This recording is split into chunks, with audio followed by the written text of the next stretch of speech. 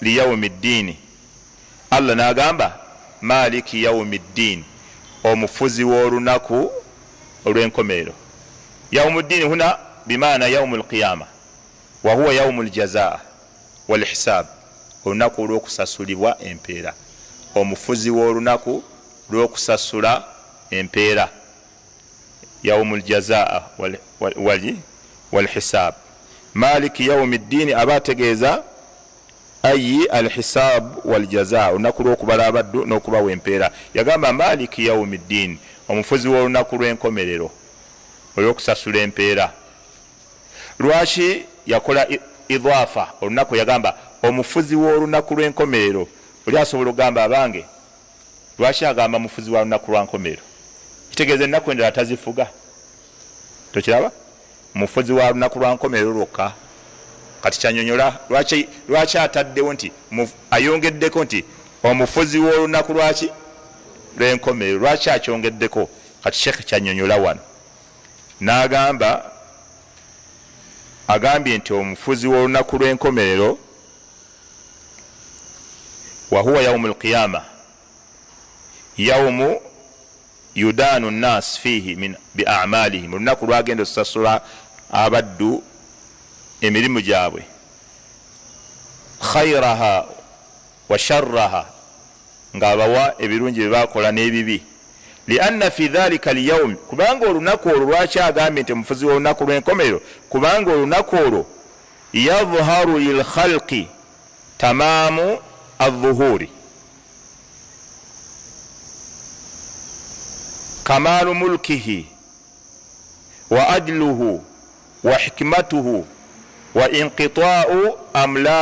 inqita'u amlaki alkhalaiki hatta innahu yastawi fi dhalika alyawm almuluk walriaya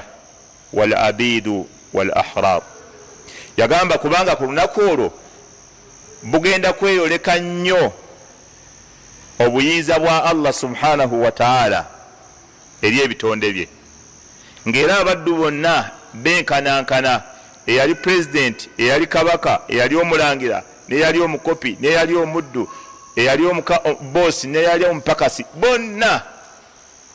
nga baawukana mu mawanga gaabwe bonna bagenda kubeera nga benkanankana bonna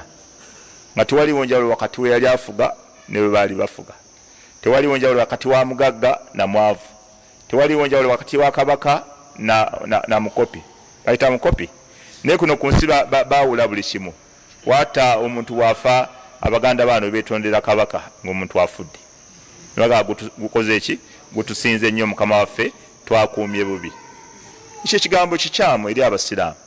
kyogerwe ng'abalala naye abasiraamu temugwana kukyogera ekyo mbu twakuumye bubi mbukubanga bali bantu ba kabaka kati okubanga yabatoloseeko mala kuli mawuti ne mbatwalako muba mwakuumye bubi ekyo kigambo tekyogerwa ffe basiraamu abalala babyogere ffe tetufaayo naye ku musiraamu ekyo kafuuwe okukiyisa mukamwa kigwana tawuba buli lwogeza n'okyogera gutusinze nnyo mukama waffe twakuumye bubi mwe mukuuma abaddu wallahu khairun hafidha wa huwa arhamur rahimin Allah yakuuma wama kana linafsin an tamuta illa biidhnillah kitaban muajjala tewali muntu ayinza kufa kujjako nga Allah akoze eki asazeewo afe nga n'entuuko ze zituuse entuuko ze zimala kutuuka kati entuuko za Allah bwe ziba zimaze okutuuka mwe mukuuma ki musobola okukuuma temusobola kukuuma n'olwekyo ebyo byebimu ku bigambo ebigwana okuva ku nnimi z'abasiraamu ffe twogerera mu basiraamu era kyobola buli tulaba yatwanukula nga si musiraamu oba nga musiraamu atamanyi bya busiraamu aba ayongera kututankuula ate ffe olwo aba tutankuula butankuuzi okwongera okumubuulira paka lwalitegeera oba ffe obutavunaanwa ku butategeera bwe naam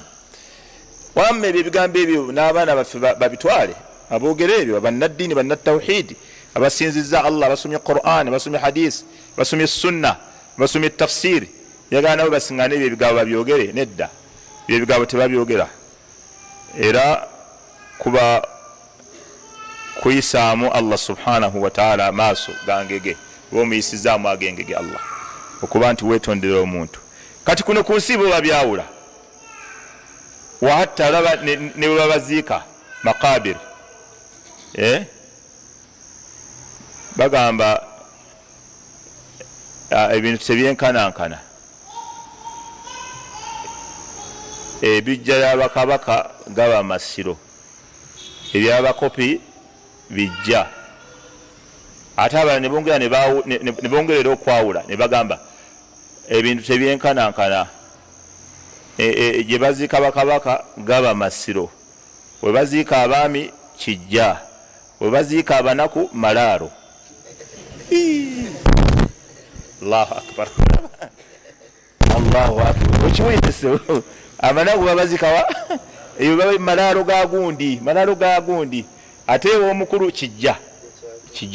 kyabagundi kijja ate eri bakulu abasembayo eri bali masiro. Kati idhan shekhe rahimahullahu taala kyava agamba nti Allah subhanahu wa taala yagamba maliki yaumi ddiini, omufuzi w'olunaku lw'enkomero n'ayongera ku bufuzi bwe n'abwongerako olunaku lw'enkomero, kubanga ku lunaku lw'enkomero obufuzi obubwe bwokka bwe bugenda okuba obweyolefu, nga tewaliwo kitonde kyonna kirabikako wadde obuufu obutini ennyo nti kyali kiina akafo ak'enjawulo ku nsi kuno, nga tewaliwo wadde obuufu obutini ennyo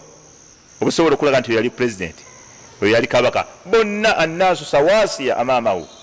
nga bonna benkanankane wa Allah, obufuzi bwe ne buba nga bweyolese nnyo, kyobola agenda kutuuka agambe limani lmulk lyawma, olwaliro obufuzi bwange okiraba. Kati obufuzi bwe bugenda kubanga bweyolefu nnyo ku lunaku olw'enkomerero, nga bwe yagamba limani lmulku lyawma lillahi lwahid alqahaaru. Era mu hadisi emu Allah subhanahu wa ta'ala agamba inna allaha yaqulu ana almaliku aina almutakabbiruna aina aljabbarun. Allah agenda gamba ku lunaku lw'enkomerero ana almaliku, olaba ekigambo maliku bwakikozeseza maliki, wanagambye ana almaliku, kikiza maliki ne maliku ne maliki bikirizibwa, maliki ne maliki, katagambye ana almaliku alyawm, olwaleero nze mufuzi. Agenda kubuuza aina almutakabbiruna, baliwo abaali ku nsi nga bakolaki, nga beekuza, nga beekuluntaza, nga beerabawo, nga beesitula, nga beeraba nti bo kitalo ku bannaawe. Aina almutakabbiruna, baliwa? Era ddemu abuuze aina aljabbarun, baliwo abajambaali? Abajambaali baluwa? Bamawale bajambaali abo, abajambaali baluwa? obujoga tekiriyo, abajambaali kivaawo. Aina aljabbaruna, abajambaali baluwa? Allah tabaraka wa taala agenda babuuza olunaku lw'enkomerero. Ekiraba ekyo kikulaga Allah agenda kweddamu yennyini agambe limani lmulku lyawma lillahi lwahidi lqahaaru. Yastawi fi hatha lyawm, olunaku olwo bagenda kwenkanankana jamiu nnas, abantu bonna, mulukuhum wa abiduhum, abafuzi n'abaddu, fuqarauhum wa aghniyauhum, abagagga n'abaavu, wa ashrafuhum, n'abaali ab'ebitiibwa, la ahadan yatamayazu an ahadi, nga tewali n'omu alina njawulo yateekawo ku balala, illa bilamali salihi, okujjako awo nga mirimu mirungi gyokka gye gigenda okuteekawo enjawulo. Kati nga mirimu mirungi gyegisobola okwawulirawo nti ono wanjawulo ku bali, ono wanjawulo ku bali. Abantu abamu abali ku nsi kuno nga bebebbeeyi ennyo, ku lunaku lwa kiyama abamu bagenda kuba tebeegombesa wadde okutunulwako obutunulwa, ng'ekiyama kibagoya nga tebwegomba wadde okukubayo eriiso. Ekiraba kati Allah subhanahu wa taala kyava agamba nti maliki yaumi ddiini, omufuzi w'olunaku lw'okusasula abaddu empeera zaabwe, nga nolwe lunaku lw'ekiyama, lunaku lw'okusasula empeera. N'agamba nti lunaku lwe kubanga ebitonde byonna bigenda kubanga kulluhum mudhi'inun nga byonna bikakkanye li'azamatihi eri ekitiibwa kya Allah khadi'una li'izzatihi nga byonna byetoowazizza eri ekitiibwa kye muntaziruna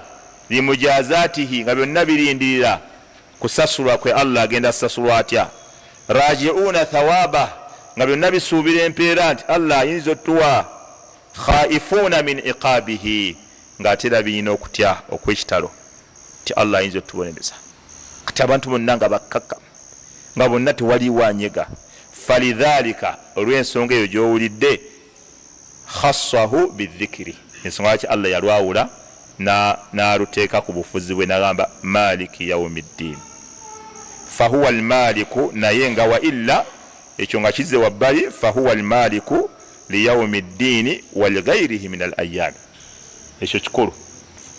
luli alwawudde lwakuba nti obuyinza bwe bugenda kweyoleka nnyo kubanga ono ku nsi mulimu abeeteekawo era ne balaga mbu bo kitalo nnyo ku bannaabwe era ne balaga nti bo balina okukkakanya buli omu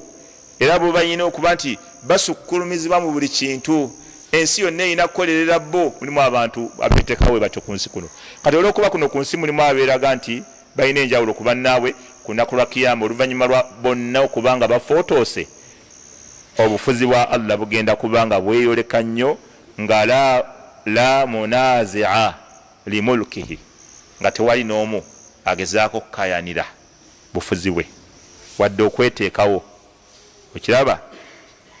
wa illa fahuwa almaliku naye nga Allah ye mufuzi liyaumiddini ow'olunaku lw'enkomerero walighairihi min alayami n'ennaku endala era yakolaki yazifuga naye luli alweyongeddeko olw'obukulu bw'olunaku olwo nti yagenda okuba ye mufuzi yekka nga tewali mufuzi mulala yenna avaayo n'asitula omutwe wamma kuno ku nsi abantu babeera ku bufuzi hatta n'abasiraamu baba tebaagala muntu mulala asitula mutwe olaba ne Muawiya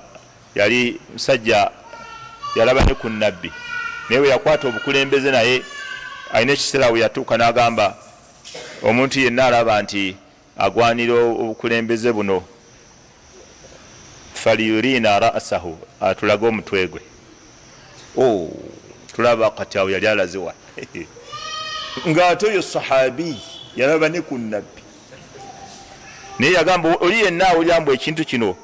kimugwanira faliyurina ra'sahu atulage omutwe gwe ayise omutwe bw'akyalage Allah abantu bonna ne basirika mwalimu Abdullah ibn Umaru yali atudde bw'ati nga asibye ekigundi bwe kiti era abaddeko mu Baarabu balina engeri gye basitama ne beesiba ekigundi bwe bati ne kibanyweza bulungi ne bateekawo n'emikono bwe bati n'agamba nti kyenava njagala nsumulule ekintu kino nyimuke mumugambe nti naye kyali agenda omugamba kyali kinene kyobola mwannyina yamuga sirika totutta toyogera toyimuka yali agenda mugamba ahaqu nnas bihatha al amr abagwanira ekyo ekintu kyolaba mbu mmwe mukigwana humu alladhina qataltumuhum wa abuuka ala lislaami bebe bye mwalwanyisa ne kitaawo nga mubalwanyisiza obusiraamu nga mukyali bakaafu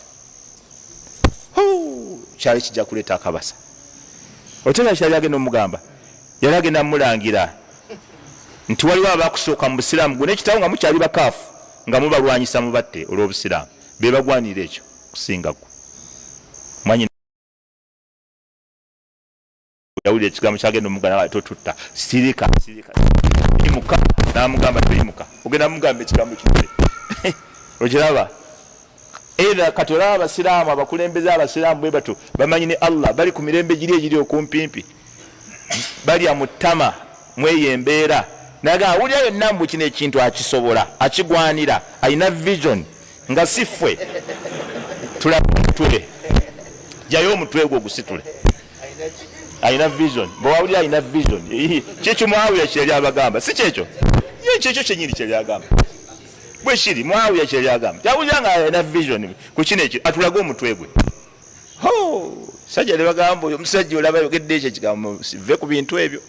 mumuleke era abo Muawiya ne bafuga sebo